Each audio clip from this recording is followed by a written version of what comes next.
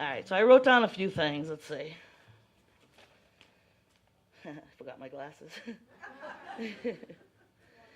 All right, the way I see it, it comes down to two things: greed and fear. The greedy want us in fear. It's easier to manipulate us that way.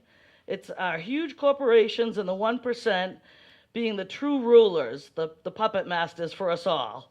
And it's as small as rezoning the fort. So we're going to think globally and act locally. What Jimmy touched on this, there's a lot of lies going around and things you hear that are, fear factors, scare tactics, whatever. And one of them is fishing is dead. Fishing has taken a huge hit because of government cutbacks. The fish are out there. There's plenty of it. They expect by 2014 a big, the rebuilding is supposedly going to be done. They're going to start letting us take in more fish. But fishing is still here. If you go down Commercial Street on any day, walk down Commercial Street and then tell me fishing is dead. We've got so much marine industry going down there right now. It's amazing. It's Commercial Street, not Tourist Street. You're waiting for the schooners to come back around the breakwater. That's one of their favorites. Maybe, fishing is declined and there isn't the fish, but there's innovative things. That's what put us into the fish fertilizer market. My father said, I have 5 kids in this family. We can't make a living off of 30-40% of the fish, which is the fillet.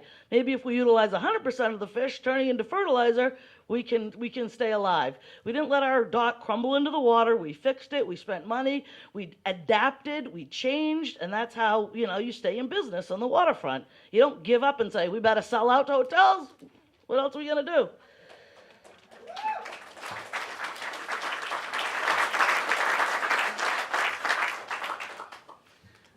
The other one, we don't want outsiders. Please. My boyfriend's from Colorado. We're not a bunch of inbreds. We want outsiders. We love all the outsiders. Many people from the citizens of Glouester Harbor weren't born here. So that is definitely false. We need the tax money. That's a big one. So we were talked into Gloucester Crossing. We were talked into the seaport. We're talked into a lot of things that, because of the tax relief. I haven't seen any tax relief. I haven't seen the Magnolia Fire Station opened. I haven't seen any money going to the schools. It's pretty evident that they just always tell us that, and we're like, we got to do something for more taxes. But really, it never seems to reach our bottom line.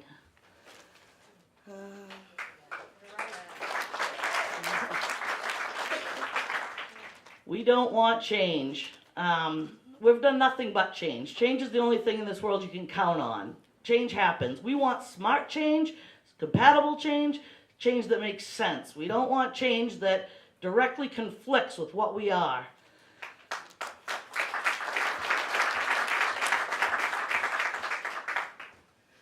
So the fort is a beautiful chunk of land, and the developers have been circling for years wanting to get hold of it. But as the mayor said herself, as the fort goes, so goes the rest of the city. So you think this is a great spot for a hotel. Say it wasn't even a marine industrial park there. Say it was just a neighborhood. It's just the start. They get their foothold in there because it's marine industrial, not designated port area, and then they start moving down the rest of the harbor. And this was explained to me by the mayor herself saying, which what we found out later wasn't even true, but you got to start with the fort because it's not even DPA, and then you can start moving around, and let's start there at least. That's a starting point. So we know it's a domino effect on the rest of the harbor if we let it go this way.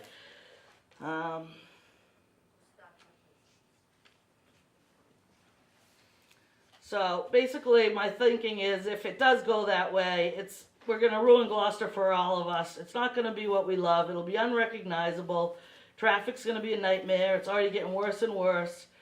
And a lot of people are going to be forced out by not being able to afford to live here.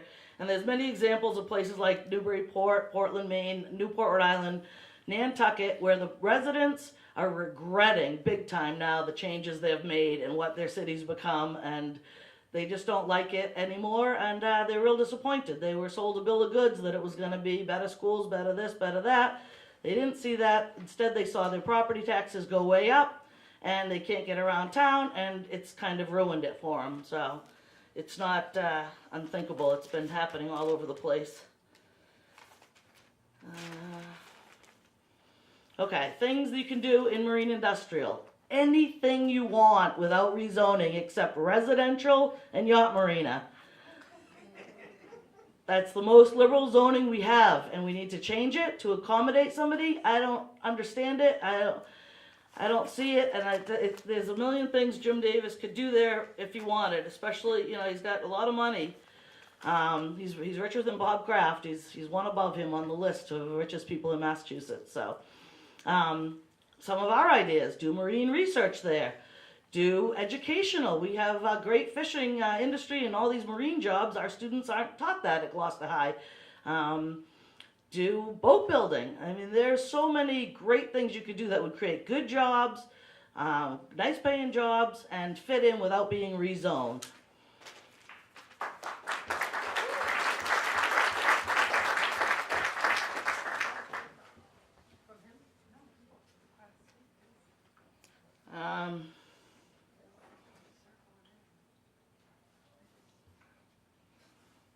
I guess basically what it all comes down to is what we have is dear, it's treasurable, we want it, it's worth saving, and it's worth fighting for.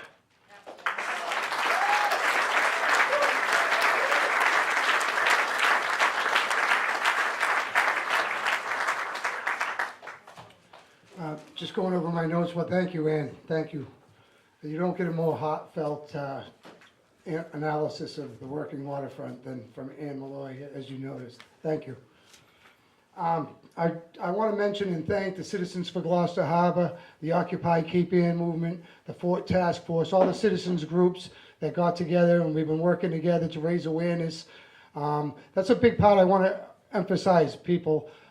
If you care about Gloucester Harbor and you want to preserve the working waterfront like we do, you have to take an active role. Even if you just call in your counselor and tell them how you feel. That's an active role. If you sign the petition, on the way out we have contact information for all the city councilors and petitions. If you're willing to sign the petition, that's great. If you want to take 3 or 4 pages and get it signed, that's great. I'm going to try not to get ugly, but I'm going to address something that we have to talk about. And that's Mr. Davis, who we still haven't seen or heard, but the people are doing the research on him. This is a classic example of the 1%. He's worth $1.8 billion. So he's 1/10 of the 1%. Now, it's not just about the Bird's Eye property, and it's not just about the fort. Let's dispel that myth, please. You're going to hear it all the time. Oh, the fort people. Oh, it's just that neighborhood. It needs to be cleaned up anyway. Well, it's more than that. They bought the Bird's Eye building. They bought the top and center of the fort. They were negotiating for 88 Commercial Street. And when I wrote a wake-up letter in the Times a couple of months ago, Sherry DiLorenzo had me and she wanted to be friends. I asked her, so what? She goes, oh, it's just a little hotel that's, I says, well, what about North Atlantic Seafoods? There's a fish company that I heard you were buying. And she says, what? North Atlantic Seafoods, the fish company? She says, oh, do you mean 88 Commercial Street? What does that tell you, ladies and gentlemen? It wasn't a fish company, it wasn't a business, it wasn't a word, it was a number. And there's big numbers that come into town. And so there's Bird's Eye, there's the building on top center of the fort, that one's kind of held up because there's a lease there. The fish business is still leasing, so they can't really sell it until the lease is out, and they can't really move out until it's sold, so it's confused there. They're not there yet. They also own, what is the name of the company that used to be ADE? It's New England Marine Resources, in between, that's on the inner harbor. We're moving off the fort. Boatport LLC acquired that property. I know Fishing Boats, Tommy Testaverde ties up there. He goes, what am I going to do, Jim? I gotta tie up somewhere. So Sherry was nice enough to tell me that with 88 Commercial Street, her plan was for space for boats to tie up. So that would be huge if they're willing to do something that can help us. But I think that there's a bigger plan than we all aware of. And the Times doesn't want us to speculate, but they bought the Bird's Eye property. They bought the middle of the fort. They're working on 88 Commercial Street. They're going down New England Seafoods. And Mac Bell now owns 3, 5, 7, 9, 11, and 13 Beach Court. Okay, so the fox is in the hen house. They don't want us to speculate, but what are we going to do? Stop and ask, hey, so what are you guys going to do? It's pretty obvious what they're doing, and they're buying up the working waterfront. So I wasn't supposed to get on that. I'm supposed to introduce our next speaker. And no Peter? Is Peter here? Yeah, he's here. Okay, thank you. I'm getting the cut. They're telling me, shut the hell up, right here. I apologize, I do babble. But our next speaker will be eloquent. Our next speaker, I'm sure, will talk to you. Ann's been fighting hard for 5 years, but there's been a lot of people that have been working to protect the working waterfront for far greater than that. He's a writer, he's a historian, and he loves Gloucester deeply. Mr. Peter Anastas.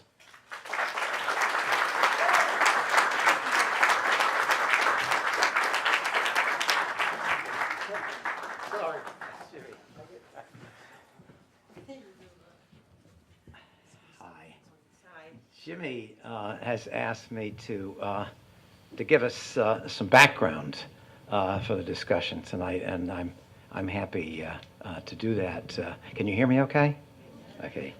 One of the speakers at last November's Marine Summit was the city planner from Salem, who issued a powerful warning to the citizens and public officials of Gloucester. Gloucester's waterfront has everything we've lost in Salem. He told a packed room that had convened to discuss new ideas for expanding our marine industrial economy. You have everything we need. You have a full-service, deep water harbor in a working port. Whatever you do, he said, do not do anything to destroy or undermine it. This is Salem talking. The industrial waterfront.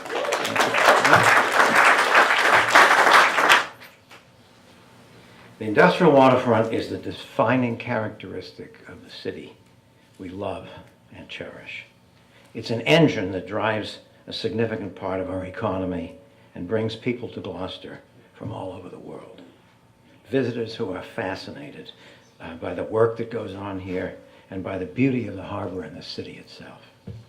Without a working waterfront, there really is no Gloucester, at least to those of us who have spent our lives here, as we understand it, including residents who've arrived more recently, drawn by the city's special quality of light, a rugged, granite-girded landscape, our stunning architecture reaching back to the town's colonial origins, the diversity of our people, our experienced workforce, broadening employment opportunities, 2 thriving industrial parks, and a quality and authenticity of life that only a real place like Gloucester can offer.